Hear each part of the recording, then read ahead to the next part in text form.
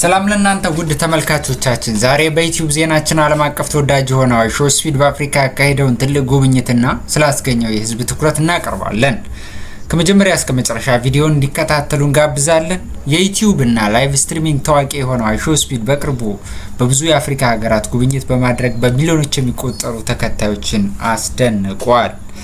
ሾስፒድ በናይጄሪያ፣ ጋና፣ ኬንያ፣ በደቡብ አፍሪካ፣ ግብጽ፣ ሞሮኮ እና ኢትዮጵያን ጨምሮ በተለያዩ የአፍሪካ ሀገራት በቀጥታ ስትሪም በማድረግ የአፍሪካን ባህል፣ የወጣቶች ህይወትና የቀን ተዕለት እንቅስቃሴ ለዓለም አሳይቷል። በእያንዳንዱ ሀገር ከአካባቢ ወጣቶች ጋር በቀጥታ መገናኘቱ፣ የአካባቢ ምግቦችን መሞከሩና ባህላዊ ዝግጅቶች ላይ መሳተፉ ቪዲዮዎቹን በጣም ተወዳጅ እንዲሆኑ አድርጓቸዋል። በኢትዮጵያ ቆይታው በአዲስ አበባ የተለያዩ ቦታዎችን በመጎብኘት ከወጣቶች ጋር በቀጥታ ተገናኝቶ ታይቷል።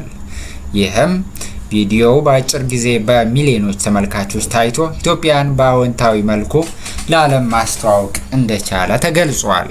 ባለሙያዎች እንደሚናገሩት ይህ አይነት ጉብኝት አፍሪካን በዲጂታል ሚዲያ ዓለም ውስጥ በአዲስ መልኩ ጎልታ እንድትታይና በወጣቶች መካከል የአህጉሩን ገጽታ ለመቀየር አስፈላጊ ሚና እየተጫወተ መሆኑ ታይቷል።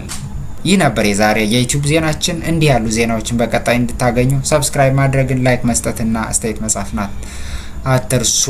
እስከ ቀጣይ ዜና ሰላም።